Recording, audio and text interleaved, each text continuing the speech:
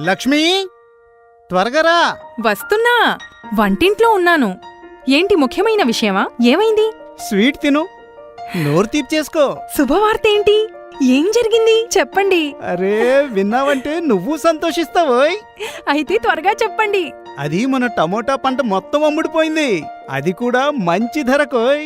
Advance కూడా ఇచ్చారు. నేను వెర్రిదాల్లా కనిపిస్తున్నానా? ఇంకా పంట నాటనే లేదు, అప్పుడే అమ్ముడైపోయిందా? నన్ను వెర్రిదాన్ని చేస్తున్నారు. లేదు లేదు, వెర్రిదాన్నేం చెయ్యట్లేదోయ్, నిజం. అరే, టమాటాలతో సాస్ కచప్ తయారు చేసే కంపెనీ ఉంది కదా, వారు ఒప్పందం చేసుకున్నారు. ఇప్పుడే ఒప్పందం మీద సంతకం చేసొస్తున్నాను. అంటే దీని అర్థమేంటి? నువ్వెక్కడే కూర్చో, అంతా వివరంగా చెప్తాను. భారత ప్రభుత్వం రైతుల సంక్షేమం మరియు 2022 నాటికి వారి ఆదాయాన్ని రెట్టింపు చేయాలని సంకల్పించింది.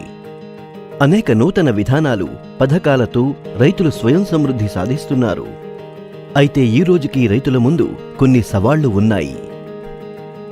అవి రోజురోజుకు తగ్గిపోతున్న పంటల పరిమాణం, వాతావరణం మరియు ప్రకృతి వైపరీత్యాలకు సంబంధించిన ప్రమాదాలు, మరియు మార్కెట్లో ఎదురయ్యే ఆకస్మిక ఒడిదుడుకులు. కోవిడ్-19 ప్రపంచవ్యాప్త మహమ్మారి ఈ సవాళ్లను మరింత తీవ్రతరం చేసింది.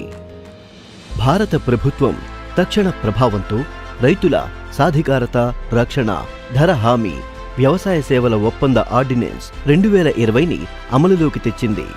అదిప్పుడు ఒక చట్టంగా రూపుదాల్చింది. अब किसान के पास अनेक विकल्प है. अगर वो अपने खेत में ही अपनी उपज का सौदा करना चाहे तो वो कर सकता है, या फिर सीधे वेयर हाउस से इनाम से जुड़े व्यापारियों और संस्थानों को जो भी उसको ज्यादा दाम देता है उसके साथ फसल का सौदा किसान कर सकता है. ఈ చట్టం ప్రకారం ఇప్పుడు రైతులు దిగుబడుల నుంచి ఆహార ఉత్పత్తులు తయారు చేసే ప్రాసెసర్స్, వాణిజ్య సంస్థలు, టోకు మరియు రీటైల్ వ్యాపారులు మరియు ఎగుమతిదారులు మొదలైన వారితో వ్యవసాయ ఉత్పత్తుల అమ్మకం కోసం నేరుగా ఒప్పందం లేదా వాణిజ్య ఒప్పందాలు చేసుకోవచ్చు. ఈ ఒప్పందం పంట నాట్లకు ముందు నుంచి కూడా జరగవచ్చు. దిగుబడి అమ్మకానికి ఒప్పందం చేసుకున్న తరువాత రైతులకు నిర్ధారిత ధర పొందే హామీ లభిస్తుంది. వారిని ఒప్పందానికి కట్టుబడి ఉండేలా చెయ్యలేము. వారు ఎటువంటి పెనాల్టీ లేకుండా ఒప్పందం నుంచి బయటపడే స్వేచ్ఛను కలిగి ఉంటారు. ఒప్పందం రైతుల పంటతో జరుగుతుంది, కానీ పొలంతో కాదు. అందుకే పొలం అమ్మకం, లీజు మరియు దానిని తాకట్టు పెట్టడం పూర్తిగా నిషేధించబడింది. అవసరమైన వ్యవసాయ సూచనలు అంటే ఇన్పుట్స్ అందించే బాధ్యత ఒప్పందం చేసుకునే వ్యక్తి లేదా సంస్థదై ఉంటుంది. ఒప్పందం చేసుకునే వ్యక్తి లేదా సంస్థ ద్వారా తగిన వ్యవసాయ యంత్ర సామాగ్రి మరియు పరికరాలు అందించే ఏర్పాటు చేయబడుతుంది. ఎప్పటికప్పుడు రైతుకు సాంకేతిక మార్గదర్శనం మరియు సలహాలు అందించబడతాయి, మరియు పంట యొక్క పూర్తి లేదా పాక్షిక బాధ్యత తీసుకోవలసి ఉంటుంది. చట్టాన్ని అనుసరించి పంటను చక్కగా సంరక్షించడం, కత్తిరించడం లేదా కోతల బాధ్యత రైతుదై ఉంటుంది. పంట ఉత్పత్తి సమయంలో పంట మీద రైతుకు యాజమాన్య హక్కులు ఉంటాయి. పంటకు బీమా చేయించబడుతుంది. అలాగే అవసరమైతే రైతులు ఆర్థిక సంస్థల నుంచి రుణం కూడా తీసుకోగలుగుతారు.